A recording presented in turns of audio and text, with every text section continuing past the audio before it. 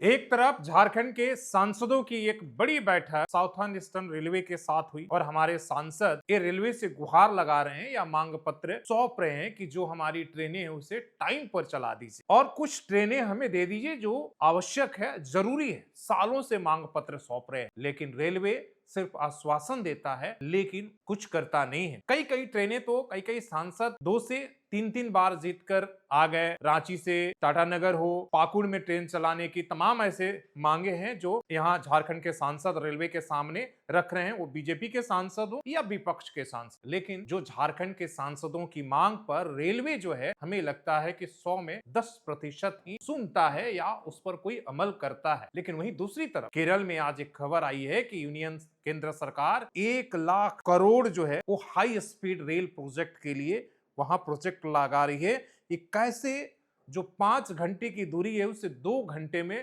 तय की जाए। इस तरह के हाई स्पीड रेल नेटवर्क बिछाया जाए और ट्रेनें चलाई जाए। और हमारे यहाँ स्थिति क्या है, आपको एग्जाम्पल पर स्क्रीन पर चल रहे वीडियोस को देखिए। लगातार आप अगर कोल्हान या झारखंड के दूसरे हिस्से से भी हैं तो आपको पता है कि हम लोग पिछले लंबे समय से खासकर झारखंड रेल एसोसिएशन के तमाम साथियों जो है ये बता रहे हैं कि क्या झारखंड में रेल की स्थिति है कि जो हमारे पास कुछ ट्रेनें बची हुई हैं जो चल भी रही हैं तो टाइम पर चल जाए, हम उसी में खुश हैं और उसी के लिए लंबे समय से मुहिम चला रहे हैं, आग्रह कर रहे हैं।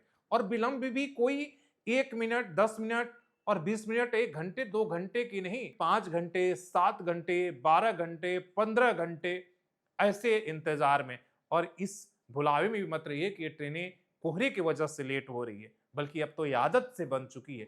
गर्मी हो या सर्दी हो या बारिश हो, यहां तो सिर्फ बहाने चाहिए कि कब ट्रेनों को या तो कैंसिल कर दिया जाए या इतना डिले किया जाए ट्रेन यात्री खुद ही ट्रेन से यात्रा करना छोड़ दे। अब यही स्थिति चल रही है क्योंकि रेलवे जो आपका ये आप इंडस्ट्रियल कॉरिडोर है वो चाहती ही नहीं कि पैसेंजर ट्रेनें चलाए। कितनी भी बैठकें कर लीजिए, कितने भी वीडियोस बना लीजिए, कितने फॉर्मूला आप ले लीजिए, सांसद भले ही अपने तरीके से वो बयान दे दे लेकिन कोई भी बदलाव रत्ती भर भी नहीं हो रहा है, ना बदलने की मानसिकता दिख रही है।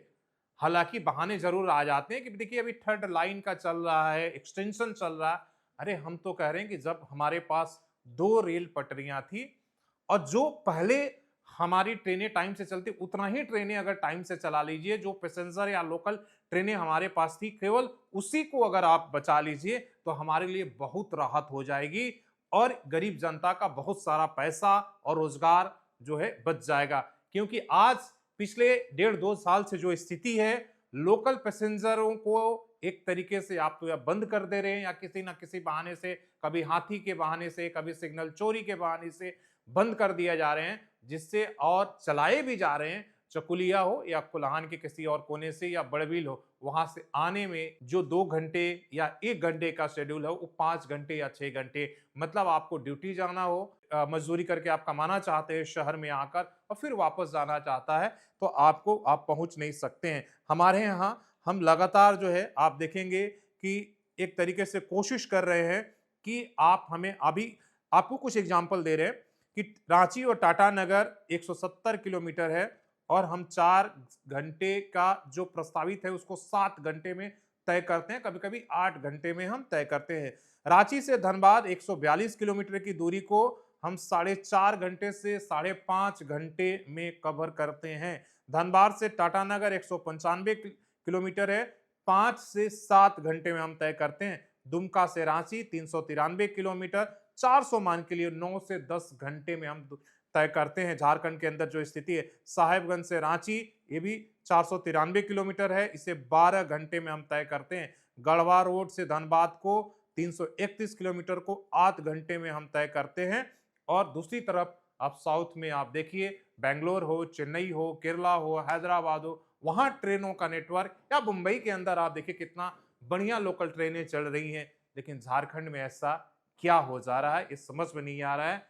क्या झारखंड की जनता अपने वोट से जो सांसदों को चुनकर भेजती है अपनी आवाज के लिए, क्या उनके वोट में ताकत नहीं है? हम सांसदों को तो कुछ कह नहीं सकते, तो क्या हमारी वोट में ही दोष हो गया है कि हम अपनी वोट से या अपनी आवाज से अपने सांसदों उनको वो ताकत नहीं दे पा रहे कि हमारे सांसद जो है वो रेलवे के सामने अपनी मांगों को पूरा करा पाए।